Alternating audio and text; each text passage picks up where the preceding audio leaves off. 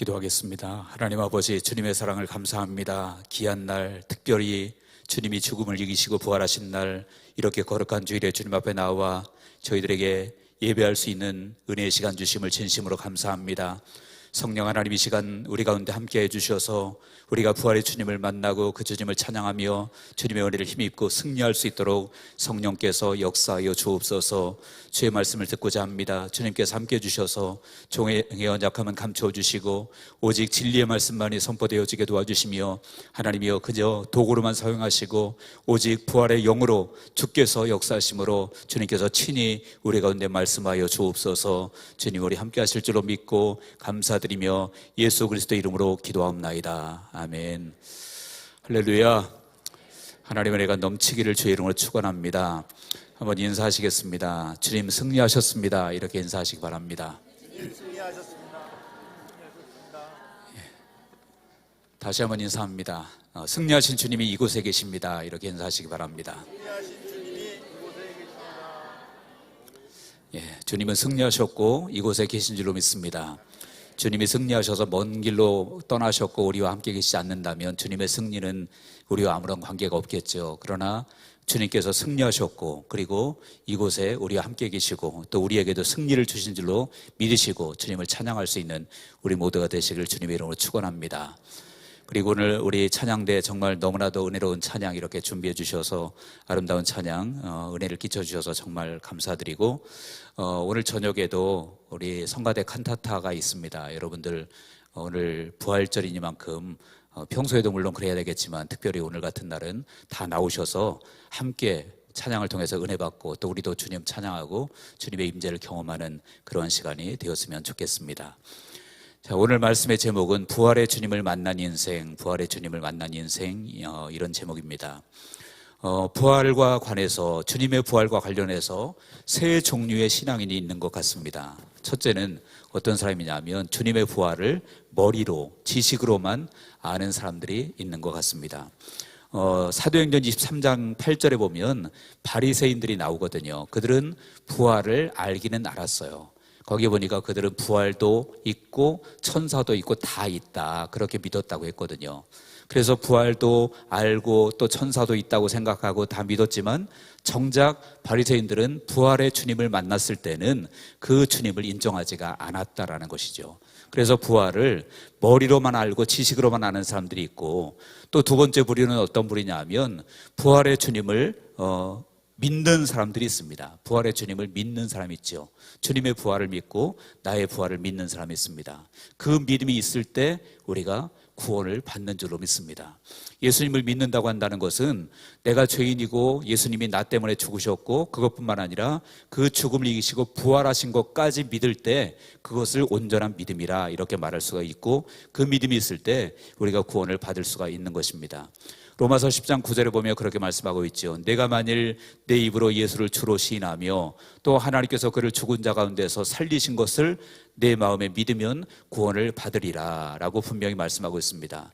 죽은 자 가운데서 살리신 것을, 즉 주님이 부활하신 것을 믿을 때 우리가 구원을 받는다라고 말하고 있습니다. 고린도전서 15장 21절과 22절에도 그랬죠. 사망이 한 사람으로 말미암았으니 죽은 자의 부활도 한 사람으로 말미암는도다. 아담 안에서 모든 사람이 죽은 것 같이 그리스도 안에서 모든 사람이 삶을 얻으리라. 즉 예수 그리스도의 부활, 그 부활하신 주님을 믿는 그 믿음 안에서, 그 그리스도 안에서 모든 사람이 삶을 얻을 것이라 이렇게 말씀하고 있는 것입니다. 그래서 부활의 주님을 믿고 구원받은 사람들이 있습니다. 또 더 나아가서는 어떤 부류가 있느냐 하면 부활의 주님을 만난 사람들이 있다라고 하는 것입니다. 부활의 주님을 단순히 믿는 정도가 아니라 믿음을 넘어서 그 부활의 주님을 만난 사람이 있습니다. 그런 사람들은 이제 구원을 넘어서 그들의 삶의 내용이 달라지는 것을 보여주게 됩니다. 성경에 보면 이제 부활의 주님을 만난 사람들이 많이 나오고 있는데, 오늘 본문에도 이제 그 여인들이 나오고 또한 제자들이 나오고 있죠. 그래서 부활의 주님을 만난 사람은 구원을 넘어서 삶이 달라지게 되어지는데, 오늘 우리가 부활의 주님을 만난 인생들이 다 되어지기를 주님의 이름으로 축원드립니다. 그래서 부활의 주님을 만나는 것이 무엇이냐, 어떤 사람들은 또 그렇게 말하면 신비적인 거 아닌가 이렇게 생각할지도 모릅니다. 그러나 여러분들, 부활의 주님을 만난다는 것은 단순히 뭐 주님께서 어떤 모습을 가지고 이곳에 딱 나타난다 그런 의미가 아니라 주님이 정말 내 안에서 살아 역사하시는 주님을 경험하는 것인 줄로 믿습니다. 그것이 바로 부활의 주님을 만나는 거예요. 주님은 지금도 살아계십니다. 믿으십니까? 살아계신 주님이 내 안에 역사하시는 그 주님을 경험하는 것, 이것이 바로 부활의 주님을 만나는 것입니다. 그래서 오늘 저와 여러분들 모두가 내 안에서 살아 역사하시는, 내 안에 살아 역사하시고 내 인생을 이끌어 가시는 그 주님을 만나셔서 우리 인생이 달라지는 그런 은혜를 누리기를 주님의 이름으로 간절히 축원합니다. 그렇다면 여러분, 부활의 주님을 만나면 과연 우리의 인생이 어떻게 달라지게 되어질까요? 오늘 말씀을 통해서 몇 가지로 한번 살펴보려고 합니다. 첫 번째는 부활의 주님을 만나게 되어지면 우리의 믿음이 굳게 세워지게 된다라고 하는 것입니다. 우리 흔들리던 믿음이 굳게 세워지게 된다. 우리가 한번 같이 읽어보도록 하겠습니다. 사도행전 17장 31절을 다 같이 읽겠습니다. 시작. 이는 정하신 사람으로 하여금 천하를 공의로 심판할 날을 작정하시고 이에 그를 죽은 자 가운데서 다시 살리신 것으로 모든 사람에게 믿을 만할 증거를 주셨음이니라 하니라. 아멘. 이에 그를 죽은 자 가운데서 다시 살리신 것으로, 즉 부활로 모든 사람에게 믿을 만한 증거를 주셨다라는 것입니다. 여러분, 우리가 예수님을 믿을 수 있는 증거가 무엇입니까? 기적도 있고 여러 가지 십자가도 있고 많은 것이 있지만 부활이 없다면 사실은 예수님을 믿을 필요도 없습니다. 부활이야말로 예수님을 예수님으로, 하나님의 아들로, 우리의 구주로 믿을 수 있는 가장 확실한 분명한 증거가 된다라는 거예요. 그래서 부활이 없으면, 만약에 예수님께서 우리를 아무리 사랑하셨다고 할지라도 그냥 십자가에 달려 죽으시고 그것으로 끝났다고 한다면 그분의 희생이 고귀할지는 모르지만 그분을 우리의 구주로 믿을 수는 없다라는 거예요.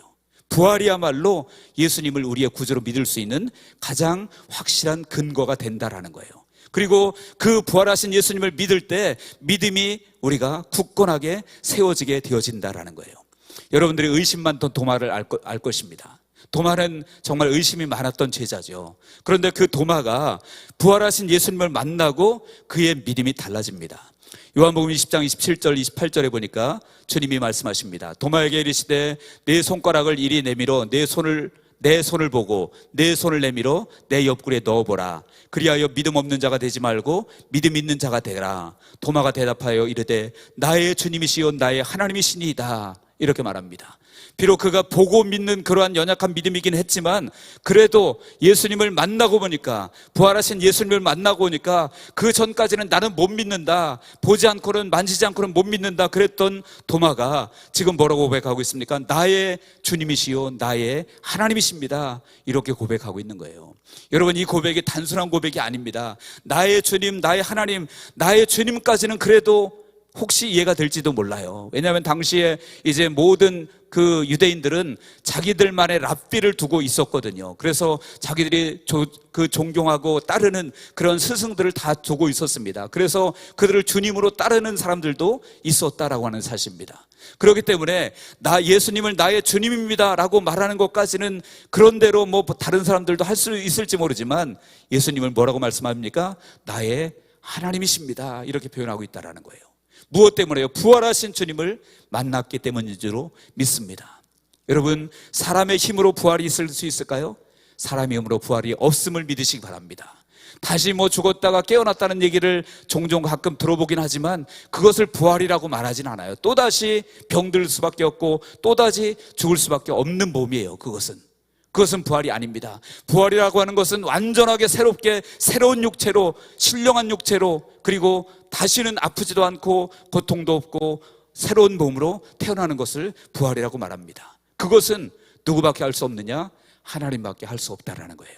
그리고 도마가 바로 그 주님을 만났기 때문에 주님은 나의 주님이시요 나의 하나님이십니다. 이렇게 말했다는 거예요. 여러분들, 우리도 부활의 주님을 만나면 우리의 믿음이 새로워질 줄로 믿으시기 바랍니다. 예수님의 제자들도 그랬어요. 예수님의 제자들이 이제는 예수님께서 십자가에 달려 죽으실 때까지는 그들의 믿음이 별로 없었어요. 그냥 믿는다고 말했지만 예수님의 고난받고 십자가에 달려 죽으시려고 끌려가니까 다 도망가 버리고 말았죠. 베드로만이 멀찍이 따라갔지만 그것도 믿음으로 따라간 것이 아닙니다. 그냥 어떻게 되나 보자 하고 구경꾼으로 따라간 것뿐이에요. 그런데 그 제자들이 사도행전에 보니까 부활하신 예수님을 만나고 나서 그들의 믿음은 완전히 달라졌다라는 거예요. 어떤 경우에도 흔들리지 않는 그러한 믿음이 그들 가운데 있었다라는 것이죠. 오늘 새벽에도 말씀드렸지만 히브리서 11장에 있는 믿음의 사람들도 마찬가지입니다. 그들에게 수많은 역경과 환난과 고난이 있었고 많은 사람들이 순교를 당했고 고통을 당했지만 그러나 그들은 끝까지 그들의 믿음을 저버리지 않았습니다. 왜 그렇습니까? 그들은 부활하신 주님을 경험했기 때문에 그렇습니다. 그래서 그 주님의 부활이 우리의 부활이 된다는 사실을 그들은 확신했기 때문에 그들이 믿음에 흔들리지 않은 것입니다. 저 여러분들도 우리 안에 살아계시는 주님을 만나시는 우리 모두가 되시길 바랍니다. 그러면 우리의 믿음이 절대 흔들리지 않는다라는 것입니다. 두 번째로 부활의 주님을 만난 인생은 어떻게 바뀌게 될까요? 그의 인생은 참된 평강을 누리게 되어집니다. 주님은요, 부활하신 후에 만나는 사람에게 가장 먼저 늘 하셨던 말씀이 무엇이냐면 너희에게 평강이 있을지어다. 너희가 평안하냐? 너희가 평강이 있을지어다. 그런 말씀을 가장 먼저 하셨어요. 여러분, 마태복음 28장 9절에 보니까 여인들이 무서워서 떨고 있습니다. 그때 주님께서 그들에게 만나서 그렇게 말씀하십니다. 예수께서 그들을 만나 이르시되 평안하냐 하시거늘 여자들이 나아가 그 발을 붙잡고 경배하니 두렵고 떨던 여인들이 예수님의 무덤가에 와서 빈 무덤을 보고 두렵고 떨던 그 여인들에게 너희들이 평안하냐? 주님이 그들을 만나서 평안을 주시니까 그들이 주님의 발을 붙잡고 경배하는 사람으로 바뀌었다라고 말씀하고 있습니다. 오늘 본문도 마찬가지예요. 본문에 보니까 제자들은 지금 두려움에 떨고 있습니다. 본문 19절에 보시기 바랍니다. 이날 곧 안식구 첫날 저녁 때에 제자들이 유대인들을 두려워하여 모인 곳에 문들을 닫았더니 제자들이 모여서 두려워서 문을 닫고 자기들끼리 숨어 있습니다. 그런데 그들에게 주님께서 뭐라고 말씀하시는 거예요? 끝에 보니까 너희에게 평강이 있을지어다 라고 말씀합니다. 21절도 그랬어요. 예수께서 또 이르시되 너희에게 평강이 있을지어다. 여러분, 이 시간 주님께서 우리에게 오셔서 우리에게 평강을 주시는 주님이심을 믿으시기를 바랍니다. 주님이 우리에게 주시기를 원하시는 것이 바로 참된 평강이라는 거예요. 의심 많았던 도마에게도 마찬가지였습니다. 여러분, 도마에게 오셔서 주님이 하신 말씀이 아마 보통 우리 인간 같으면 어떻게 말했을까요? 네가 왜 그렇게 의심이 많으냐? 왜 이렇게 못 믿느냐? 그렇게 책망하실지도 몰라요. 그런데 주님은요, 그 도마에게도 오셔서 평강을 말씀하십니다. 요한복음 20장 26절에 보니까 여드레를 지나서 제자들이 다시 집 안에 있을 때에 도마도 함께 있고 문들이 닫혔는데 예수께서 오사 가운데 서서 이르시되 너희에게 평강이 있을지어다. 도마가 의심 많던 도마가 그곳에 있는데 그곳에 가운데 오셔서 다시 말하면 센터에 오셔서 그들 중심에 서서 그들에게 선포하신 내용이 무엇입니까? 너희에게 평강이 있을지어다. 여러분, 이 자리에 주님께서 오셔서 여러분들에게 평강을 선포하시는을 믿으시기를 주의 이름으로 축원합니다.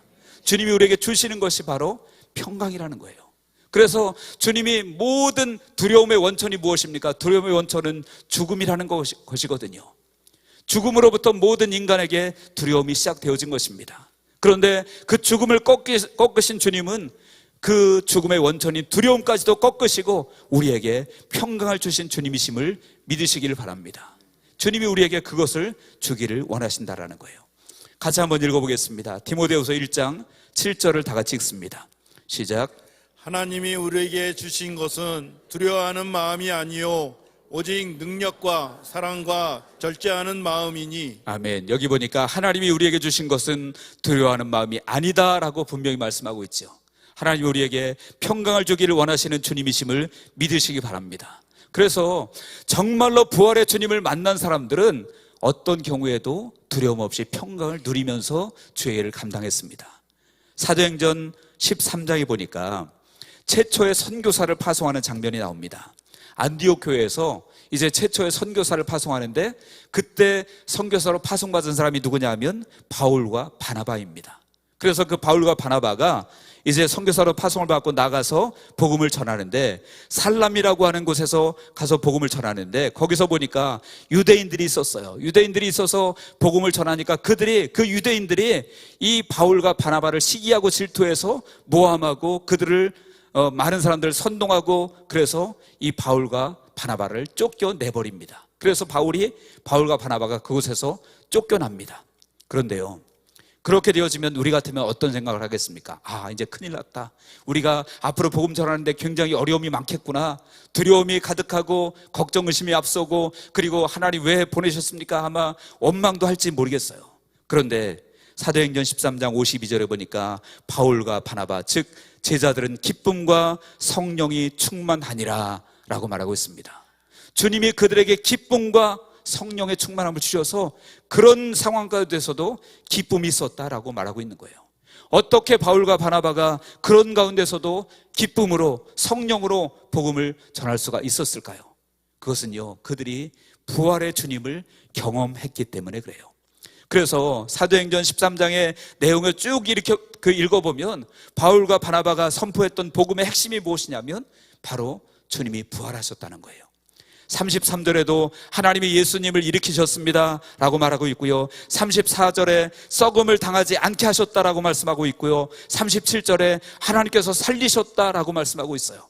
그래서 이 바울과 바나바가 전한 복음의 핵심이 무엇이냐면 주님은 다시 사셨다, 하나님은 부활하셨다, 주님은 부활하셨다, 이렇게 선포하고 있는 거예요. 그것이 그냥 지식에 의한 선포가 아니라 그들이 만났던 주님, 그들이 경험했던 주님, 부활하신 주님을 경험했던 그 마음으로 복음을 전하니까 환난이 있고 핍박이 있고 어려움이 있었지만 그들은 기쁨과 성령이 충만했다라고 말하고 있는 것입니다. 여러분, 우리에게도 마찬가지인 줄 믿습니다. 우리가 부활의 주님을 만나면 때로 환난도 있고 고난도 있고 어려움이 있어도 기쁨이 있고 평강이 있는 줄로 믿으시기 바랍니다. 그리고 이 은혜가 우리 모두에게 넘치기를 주의 이름으로 축원합니다. 또한 부활의 주님을 만나면 어떻게 될까요? 그런 사람은 진정한 사명자로 거듭나게 됩니다. 본문의 18절에 보시기 바랍니다. 이제 막달라 마리아가 예수님을 만나고 나서 그 제자들에게 뛰어갑니다. 가서 내가 주를 보았다 하고 또 주께서 자기에게 이렇게 말씀하셨다 이러니라. 이 마리아가 두려움에 떨고 있었고 앞에서는 이제 빈 무덤을 보고 울고 있었거든요. 원래는 11절에 보면 나오잖아요. 마리아는 무덤 밖에 서서 울고 있더니, 울고 있던 마리아였습니다. 좌절했습니다. 죽은 예수님이라도 보고 싶었는데 그 예수님조차도 안 보이니까 울고 있었다라고 말하고 있어요. 그런데 그 마리아가 부활하신 예수님을 만나고 나니까 어떻게 된 거예요? 이제는 제자들에게 뛰어가서 내가 주를 보았다라고 그렇게 외치고 있는 것입니다. 21절도 마찬가지였어요. 제자들에게 주님이 나타나셔서 무엇을 말씀하십니까? 끝에 보니까 아버지께서 나를 보내신 것 같이 나도 너희를 보내노라. 주님이 그들에게 평강을 선포하시고 난 다음에 나도 너희를 보낸다라고 말씀합니다. 그리고 제자들은 주님의 보냄을 따라서 복음의, 특별히 부활의 증인이 되는 그러한 놀라운 사역을 감당했다라는 것이에요. 여러분들, 우리도 마찬가지입니다. 우리가 정말로 억지로 복음을 전하는 것이 아니라 진정으로 기쁨과 감격으로 복음을 전할 수 있기 위해서는 부활의 주님을, 내 안에서 역사하시는 살아계시는 주님을 만날 때 그렇게 될 줄로 믿으시기 바랍니다. 엠마오로 가던 두 제자 잘 아시죠? 낙심해서 이제는 고향으로 낙향하던 그들이었습니다. 그런데 그들이 이제는 주님을 만나고 나서, 부활하신 주님을 만나고 나서 그들이 다시 엠마오로 가던 길을 돌이켜서 예루살렘으로 돌이켜서 제자들에게 와서 주님을 전하는데 그들의 마음이 어땠는지 아십니까? 그들의 마음이 뜨거웠다라고 얘기하고 있어요.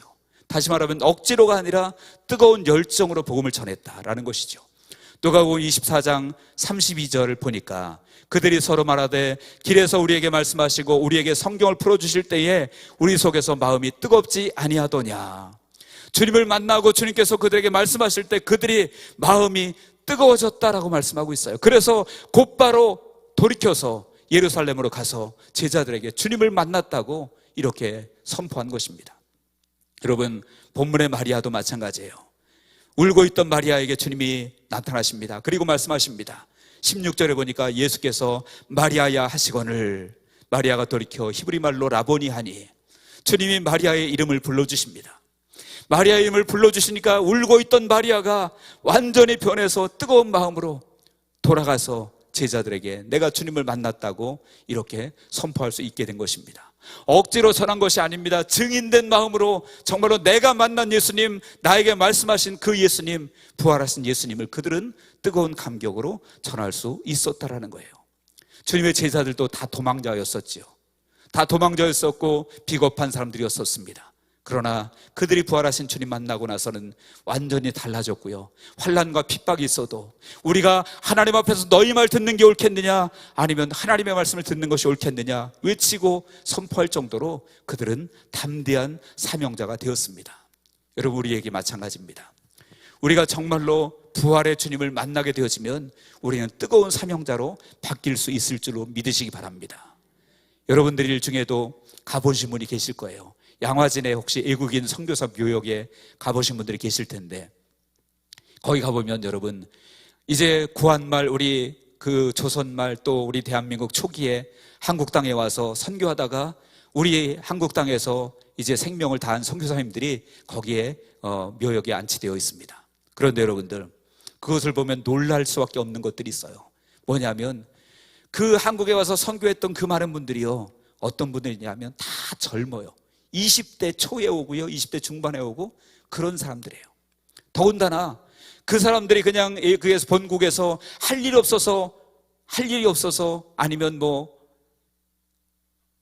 배우지 못해서 그냥 한국 땅에 온 것이 아닙니다. 거기에 모여 있는 사람들은 대부분이요, 엘리트들이에요. 의사들이었고 정말로 사회에서 지도층들이었어요. 그런 사람들이 이제는 그 모든 그곳에서 누릴 수 있는 그런 모든 부귀영화를 다 마다하고 조선 땅에, 한국 땅에 와서 복음을 전하다가 순교하고 거기에 묻혔습니다.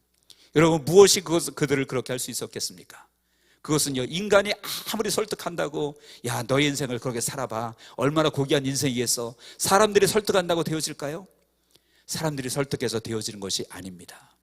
여러분, 하나님께서 성령으로 말씀하셨기 때문에 된 줄로 믿습니다. 부활하신 주님께서 그들에게 성령으로 뜨거운 감동을 주셨기 때문에 그들이 그 어려운 대한민국 땅에 와서, 조선 땅에 와서 그들의 삶을 마감할 때까지 그렇게 한 것입니다. 여러분, 부활하신 주님 만나서 뜨거운 열정을, 사명을 회복하는 우리 모두가 되시길 주의 이름으로 축원합니다.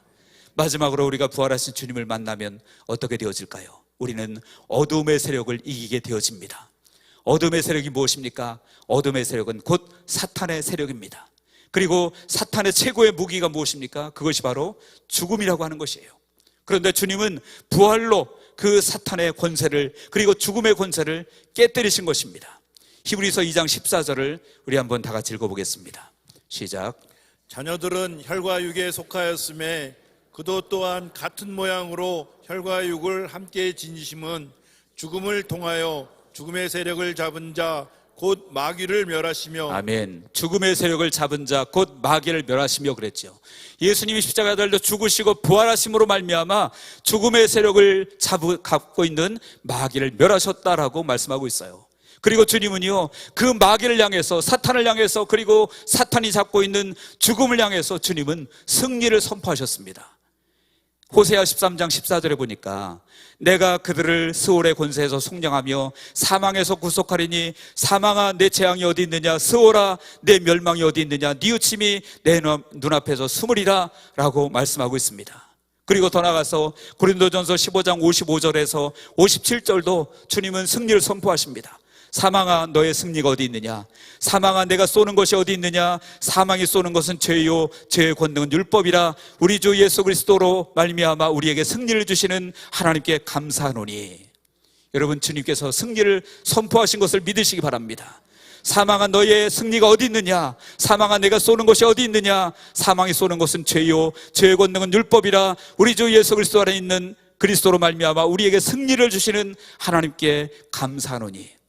여러분, 예수 그리스도께서 죽음을 이기시고 그들을 향해서, 마귀를 향해서 승리를 선포하셨음을 믿으시기 바랍니다. 그리고 여러분, 그 승리의 선포는 주님만이 하실 수 있는 것이 아니라 주님 안에 있는 우리도 그 승리의 선포를 할 수 있음을 믿으시기를 주의 이름으로 축원합니다. 그래서 우리에게 지금 방금 읽은 것에서 그랬잖아요. 예수 그리스도로 말미암아 우리에게 승리를 주시는 하나님께 라고 말씀하고 있죠. 그러므로 우리들도 마귀를 향해서 그리고 그 사망을 향해서 승리를 선포할 수 있다라는 거예요. 믿으시기를 주의 이름으로 축원합니다. 그래서 우리 한번 승리를 선포해 보겠습니다. 방금 읽은 고린도전서 15장 55절로 57절로 우리가 원수 마귀를 향해서 사망을 향해서 승리를 선포하도록 하겠습니다. 다 같이 우리 힘차게 선포하겠습니다. 시작. 사망아 너의 승리가 어디 있느냐? 사망아 내가 쏘는 것이 어디 있느냐?